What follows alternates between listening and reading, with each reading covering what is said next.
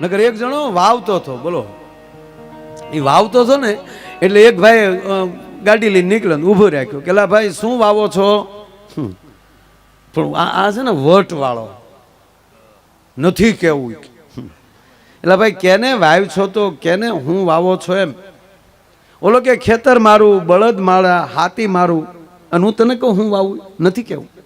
તો ઓલો કે નો કે તો કાંઈ નહીં, ઉગશે પછી ખબર પડશે ને કે તે હું વાવ્યું થયું. ઓલો હાથી લઈને ઘેરે વયો ગયો. બોલો વાવું તો ઉગે ને ઉગે તો એને ખબર પડે ને, બાકી નથી કેવું. 300 વીઘા કોરી વટમાં વટમાં પડી રહેવા દીધી સાહેબ, નહીતર કે આપણે સુરત ધક્કા થાત જ નહીં. આજે આપણે જે વટ કરીએ છીએ, ના વટ નહીં, સ્નેહ. માણસમાં લાગણી, ભાવ અને હકીકત છે. તમે એક દાણો વાવો ભગવાન કેટલો બાજરો આપે, એક દાણાને બદલે આખું ડુંડું આપે. પણ વાવીએ તો, અને તમે આમ જો ઊભું વાવો કે સીધું, બિયારણ ગમે એમ પડે પણ મારું ઉગે સીધું.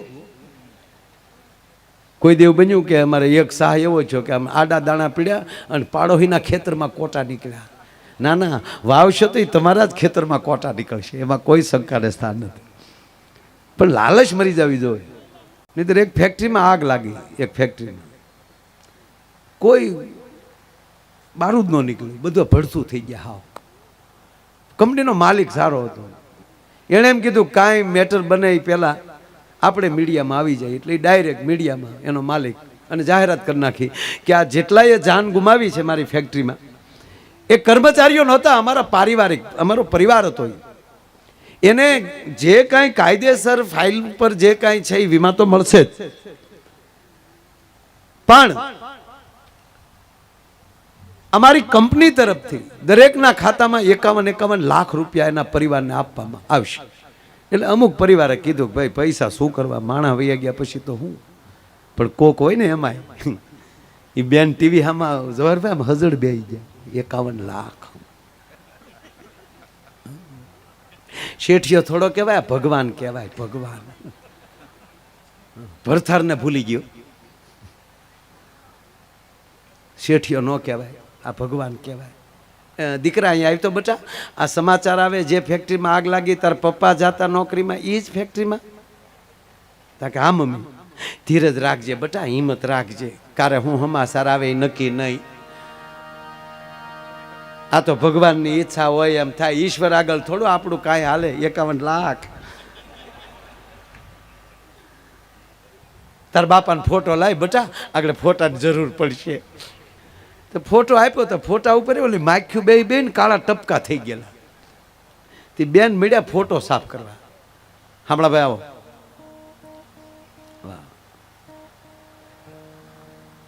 ફોટો સાફ કરતા થાય. બેન રોતા જાય, તમારા આત્માને સદગતિ કરજો. 51 લાખ જરાય ખોટો લગાડતા નહીં, તમારા આત્માને ભગવાન બાજુ રાખજો. અમે તમ તારે માયાબેન પ્રોગ્રામે રાખશું, ભાગવત કરીશું. એ બિચારી હમણાં જે ફોટો સાફ કરતી હતી ને ત્યાં દરવાજે ટકોરા થયા.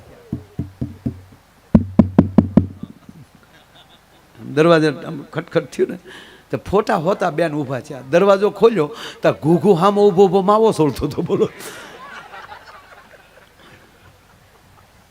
બેન કે કોઈ બસ્યું નથી ને આ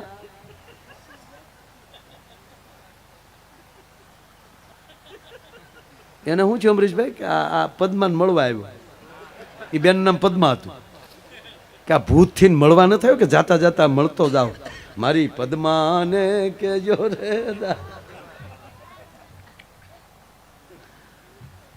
પણ એ બેનને કહો કે કીધેલું ભૂતના પગ અવળા હોય, એનો પડસાયો ન પડે. ત્યાં બેને જોયું તો એના પગ તો આના તો સપર પગાના પગ આવ સીધા હતા, પગ સીધા, પડસાયો કાળો ધપ પડેલો. બેન હજળ થઈ ગયા. તો ઓલો માવો છો ચૂંચા મુજો અંદર આવા દે, તમારી ફેક્ટરીમાં આગ નથી લાગી? એ કે લાગી ને. સમાચારમાં તો હવે કોઈ નથી બચ્યું. કોઈ નથી બચ્યું, કોઈ નથી બચ્યું. તો બાઈને હેરડો પડી ગયો. તો તમે તાકે હું માવો લેવા બહાર ગયો હતો. પછી જે બેન ખીજાણા, કીધું નહીં કહો માવા બેન્ડ કરો, માવા બેન્ડ કરો, પણ વ્યસન માંથી બહાર નથી નીકળવું.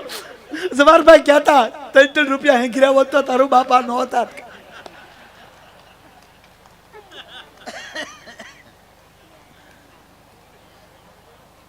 જીવન કેટલું જીવાય એની કરતા કેવી રીતે જીવીને ગયા, તમારી પાસે સમય હતો હાથમાં ત્યારે તમે કેવું મેદાન મારીને ગયા, જેથી કરીને નામ રહંતા ઠાકરા નાણા નહીં રહંત, કીર્તિ હુંડા કોટડા કોઈ દી પાડ્યા નહીં પડે.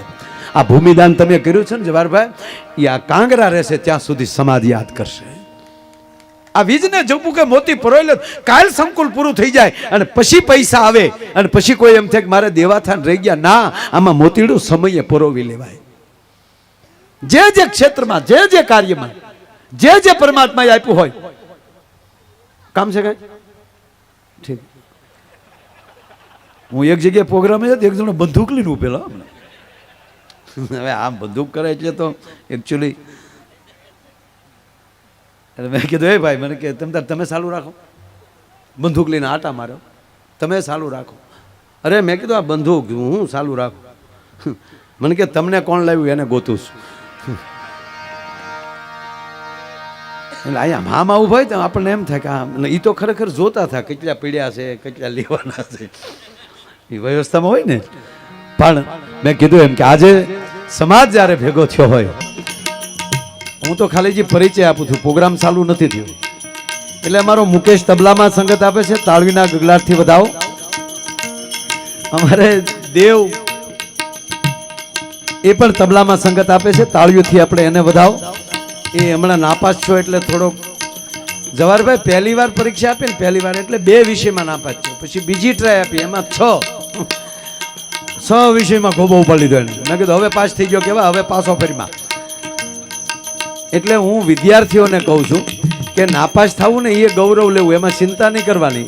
ક્યાંક કોઈક વસ્તુ તમારી રાહ જોઈને બેઠી હોય છે, કોઈ કલા તમારી રાહ જોઈને બેઠી હોય છે. હું 10માં ગણિતમાં નાપાસ હતો, આલ્ફ્રેડ હાઈસ્કૂલમાં ભણતો હતો. સાહેબ એકતા આવી જશે ને પછી ચિંતા નહીં રહે. આ રાષ્ટ્ર આખાને તકલીફ આ થઈ.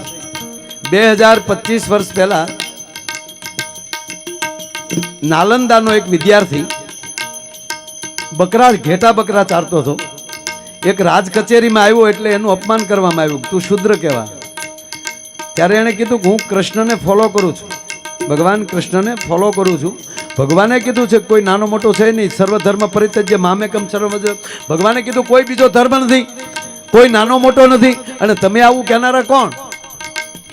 સાહેબ એ વિદ્રોહ થયો, એનું સર્કલ વધતું ગયું કે નહીં આ છોકરો સાચો છે. એ કૃષ્ણ કૃષ્ણ કરતા કરતા એ કૃષ્ણ એની ઉપરથી આ શબ્દ એને લીધો. અને ત્યારે ઓલા જે લોકોએ કીધેલું કે આ વધતો જાય છે આનું મંડળ, અને આ આપણે આખી બધી પદ્ધતિ તોડે છે, આને એવો દંડ આપો કે જેથી કરીને એ દંડ જોઈને બીજો કોઈ આપણો વિરોધ ન કરી શકે. સાહેબ એને લાકડે બાંધીને ખીલા મારવામાં આવ્યા હતા. અને પછી એના જે અનુયાયીઓ, જે એના ફોલોવર હતા, એણે નક્કી કર્યું તો હવે આ સમાજ જ મૂકી ગયો અને દૂર વયા જાય. તેથી 3000 માણસ વયા ગયા હતા 2025માં. 2000 વર્ષ થયા છે, 2025 વર્ષ થયા છે. આજે એના 144 દેશ છે. સમજાય શું કહેવા માંગુ? પણ આપણે નાના મોટાનો ભેદભાવ કરતા કરતા આ ભારતને હિન્દુ રાષ્ટ્ર હજી આપણે નથી કહી શકીએ એમ. માટે કહું છું કે હવે બધાય સમાજ એક બનો, તો બધાય સમાજ એક બને તો અવડું થાય. પણ સમાજના એક વ્યક્તિ એક બને, અને જેને હું તો વર્ષોથી જોતો સાહેબ, સમાજમાં જે વ્યક્તિ પાસે જે કલા હોય ને, જે આવડત હોય એને તમે પ્રોત્સાહન આપો, એ છોડવાને ખાતર નાખો કે શાબાશ આ કાંઈક કરી શકે એમ છે. પણ ચૂંટણી આવે ત્યાં ગામો ગામ બધાને સરપંચ થવું, નવી સોહણી મારે ઊભું રહેવું, તું વાડીએ ઊભો રહે ને રોજ ઉડકાય. જેને આવડે એમાં લ્યો ને ભાઈ, જેમાં સૂઝ છે, જેનું કાર્ય કરી શકે છે. સાહેબ આ કળસરિયા સાહેબની હોસ્પિટલ એ આખા કાંઠાને કેટલી દાતાર રૂપી છે. પાછો નિયમ એવો છે સાહેબ, એ ક્ષેત્રમાં કામ કરવું હોય તો કોઈનું કામ કરો માં વાટે રાખો. આણે એકલે મનુભાઈ 90 લાખના નળિયા આપ્યા હતા કાલે વાવાઝોડામાં. મેં કીધું ગયો આદમી કે કેમ કે 90 લાખ તે આપ્યા. જેને 2 નળિયા નહીં મળે ને એ કહેતો એમાં કોઈ છે નહીં, અમને કોઈ નથી મળ્યું. દીધું તોય મરી ગયા. શું કામ? ગુણવાન માણસોના તમે આમ નથી જીત્યા સાહેબ, પણ ગુણવાન માણસોના હૃદયમાં તમારા સ્થાન વયા ગયા ને, એમાંથી કોઈ તમને ફેરફાર ન કરી શકે. મારો કહેવાનો અર્થ એ ગુણ ગોખી લેશે, ગુણ ગોતી લેશે, એ તમારું અભિરે ભરશે. જેનું કોઈ નહોતું એના તમે થયા છો ને, એના આતરડીના આશીર્વાદ એ મત મારો ઈશ્વર તમને આપતો હોય છે અને એ તમને ફોલો કરતા હોય છે. એટલે તમે તમારા કાર્યમાં અડીખમ ઊભા છો સાહેબ. એટલે દરેક ક્ષેત્ર કાંઈક રાહ જોઈને ઊભું હોય છે. એકવાર નાપાસ થયા તો ચિંતા નહીં કરવાની વાત. અમારે આ 2 વાર નાપાસ છો. વધાવો તાળીઓથી.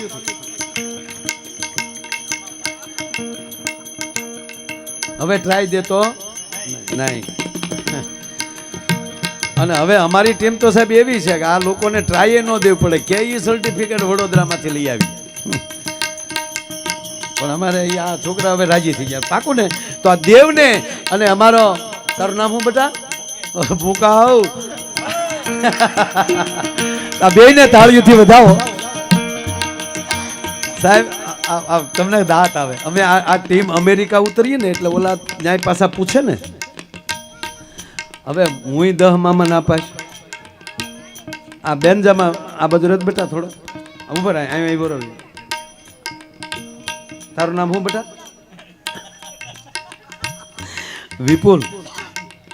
વિપુલ ને તારું નામ? બહુ ડાયો. આ તો કેટલામાં ના પાસ છો? એ 10માં ફેર. આ 10 હે બસ કર્યું બધા. એને અંગ્રેજી એટલું આવડે. વિપુલ મકવાણા એ પણ બરવાળાથી આવે છે. તાળીઓથી વધાવો. બેન્જોમાં સંગત આપે છે. જેમના પિતા સોથા ભગત રામાપીરના આખ્યાનમાં ખૂબ મોટું નામ, એમનો દીકરો છે. આ ભૂપતભાઈ 4 સોપડી. આ ભૂપતભાઈ મેર.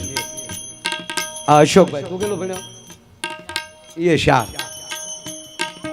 જીતલા તું? એ 5 ધોરણ. તાળીઓથી વધાવો. આ એક વળી મંજીરામાં 5મા ધોરણે પહોંચ્યો. હા, એટલે અમે અમેરિકા ઉતરીને એટલે ઓલો અમારા 5 પૂછે ને કે તમે શું કામ આવ્યા, કેટલું રોકાવાના. આજનો દિન કાલની ઘડી કોને ખબર. અમારા ફેસ જોઈ લેતા હજી સુધી અમને કોઈ પૂછ્યું નથી. હું એકલો પાસપોર્ટ આપું ને આ વાહે લાઈનમાં ઊભા. આ સાક્ષી છે, દ્વારકાધીશની હાજરીમાં કહું. આ 4 જણા વાહે ઊભા હોય. We are 4, yes we are 5, એટલું મને આવડે. એને એમણે બોલાવી લઈ થપ્પા મારી કાઢજો. જેટલું રોકાવ એટલું રોકાજો. આવી આવો હમણાં. જ્યારે તમારું મૌન આવી જાય છે ને ત્યારે અંદરની ભાષા જુદી હોય છે. એટલે આવી એક ભગવાનની દયા છે. પણ આજે આ બધા સાજિંદા એ અમારા મોરના પીચ છે, અમને રૂડા કરી દેખાડે છે. આ અમે ખાલી પરિચય આપું છું. પ્રોગ્રામ તો આખો જે બાકી છે. એવા જ આહિર સમાજ જેનું ગૌરવ લઈ શકે એવા ભૂમિબેન આહિર આજના કાર્યક્રમમાં ઉપસ્થિત છે. તાળીના ગળાથી આપણે એમને વધાવીએ. અને આ શરીરને બધા માયા આયર તરીકે ઓળખે છે. બાળો તાળું. અને મને હમણાં જવાહરભાઈ ડૉક્ટરે બોલવાની ના પાડી છે કે બહુ બોલવું નહીં અને ઉજાગરા તો નહીં જ કરતા. એટલે હું બિલકુલ ઉજાગરા નથી કરતો અને બિલકુલ બોલતો નથી. મારા રૂમમાં બેઠો મૌન બેઠો છું. અહીંયા હું નથી બોલતો. આ તો મારો આત્મા બોલે છે યાર.